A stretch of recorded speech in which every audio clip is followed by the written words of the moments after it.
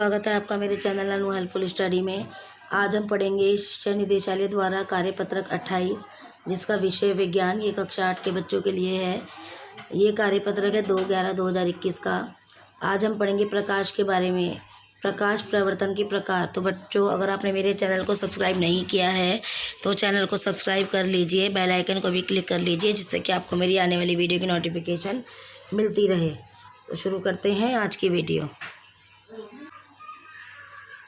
प्रकाश परावर्तन के प्रकार। सीमा की मां बाजार से एक नई स्टील की प्लेट लेकर आई।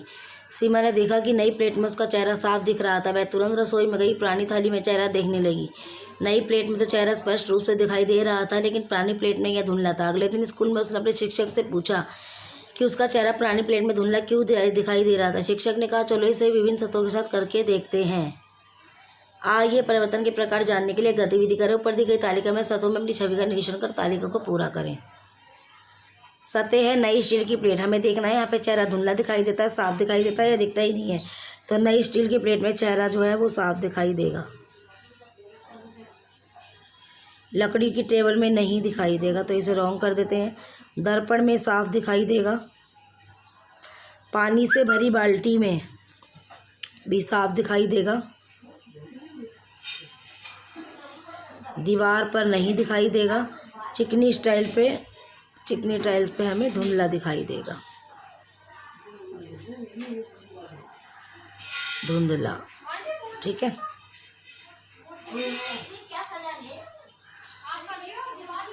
आगे चलते हैं।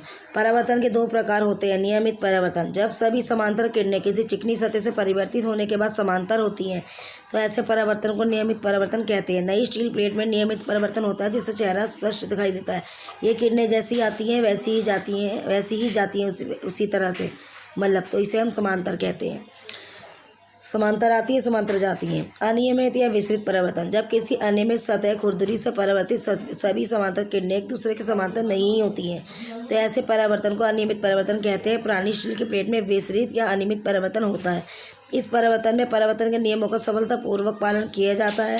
परावर्तन में अनियमितताओं के कारण किरणें समांतर नहीं होती, यही कारण कि चेहरा स्पष्ट रूप से दिखाई नहीं देता। तो ये देखो, ये जैसी आती हैं वैसी जाती नहीं है, ये अलग अलग दिशा में आती है। मतलब क्या हम सभी वस्तुओं को परावर्तित प्रकाश के कारण ही देखते हैं? आपके चारों ओर की लगभग सभी वस्तुएं परावर्तित प्रकाश के कारण दिखाई देती हैं। जो पिंड दूसरी वस्तुओं के प्रकाश में चमकते हैं उन्हें प्रदीप पिंड कहते हैं। स्वयं का प्रकाश उत्सर्जित करने वाले पिंडों को दीप पिंड कहते हैं। जब इनका प्रकाश हमारे नेत्रों पर पड़ता है तब हम इन्हें देख पाते हैं, जैसे सूर्य, मोमबत्ती की ज्वाला और विद्युत। स्वयं को जांचिए, विसरित परावर्तन किसे कहते हैं?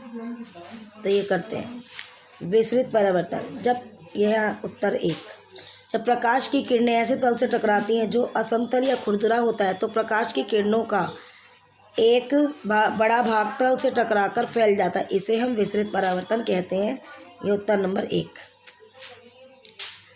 आगे करते हैं।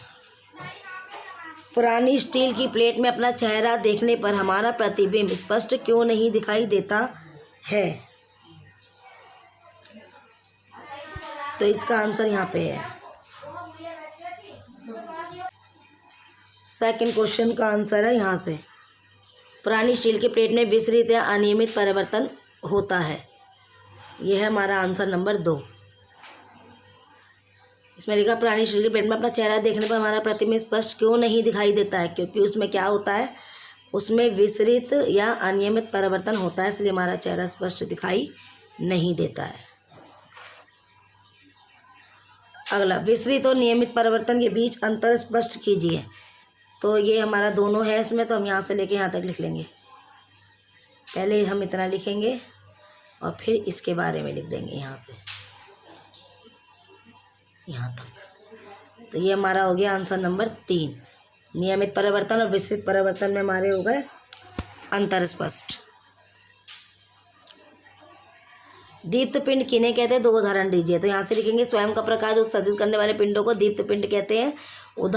जब इनका प्रकाश हमारे नेत्रों पर पड़ता है तब हम इन्हें देख पाते हैं, जैसे कि सूर्य, मोमबत्ती की ज्वाला और विद्युत। तो ये हमारा हो गया आंसर नंबर 4। तो वीडियो पसंद आई हो तो इसे लाइक कीजिए, शेयर कीजिए। थैंक यू बच्चों, मिलते हैं नेक्स्ट वीडियो के साथ।